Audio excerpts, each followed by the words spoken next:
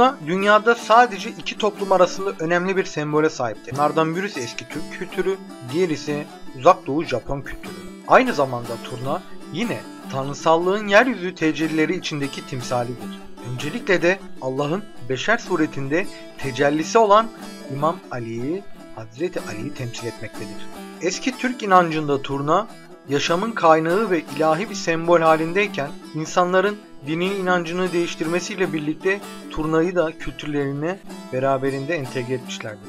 Gök Tanrı inancından Aleviliği benimseyen Türkmen insanları inançlarına turnayı da dahil etmişlerdir. Alevi Bektaşi Kızılbaş inancında turna çok önemli bir yere sahip. Alevi Bektaşi inancında turna Hazreti Ali'yi temsil etmektedir. Hazreti Ali'nin sık sık turna donuna girdiği kabul edilmektedir. İslam dininde belki de ilk donuna girilen canlı turna diyebiliriz. Hünkar Bektaşi Veli'nin vilayetnamesinde de Pir Ahmet Yesevi'nin turna donuna girdiği gözlenmektedir. Turna kuşu aynı zamanda Hazreti Ali ile kalmayıp Hacı Bektaşi Veli ile de bütünleşmiştir. Hazreti Ali'nin sesini turnada görmüşlerdir. Pir Sultan Abdal bir deyişinde der ki, Şahı Merdan'ın avazı, turna derler bir kuştadır.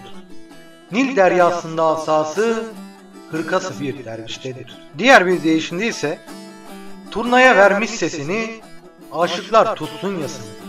Hem önünce devesini, yeden Murtaza Ali'dir. Halk hikayelerinde turna haber getiren, kendisinden haber sorulan, dertleşilen bir kuş. Alevi Kızılbaş inancında ise Hazreti Ali'den haber vermesi beklenir. Yine Pir Sultan Abdal bir dörtlüğünde der ki, Yemen ellerinden beri gelirken turnalar Ali'mi görmediniz. Hava üzerinde sema ederken turnalar Ali'mi görmediniz. Şahın Ayber kalesini yıkarken nice Yezid halka olup bakarken Muhammed Mustafa miraca çıkarken turnalar Ali'mi görmedi. Bu dörtlüklerde gördüğümüz gibi turnayı çok sevilen İmam Ali ile birlikte bir ilişki içine kurduğu, turna ile Ali dost edindiğini görmekteyiz. Cem ibadetinin vazgeçilmezlerinden biri olan turna sema. Bütün canlar girer semaha. Turna gibi açarlar kanatlarını. Vururlar kanatlarını şevk ile. Dillerinde Allah Allah zikir ile. Aşk ile canlar, aşk ile. Sonuç olarak gelecek olursak, turna Alevi Bektaşi inancında büyük bir yere sahip. Ali ile birlikte bir ilişkiyi olan, Ali'nin donuna girdiği bir canlı olarak İmam Ali ile birlikte kutsallaştırılan canlılardan biri.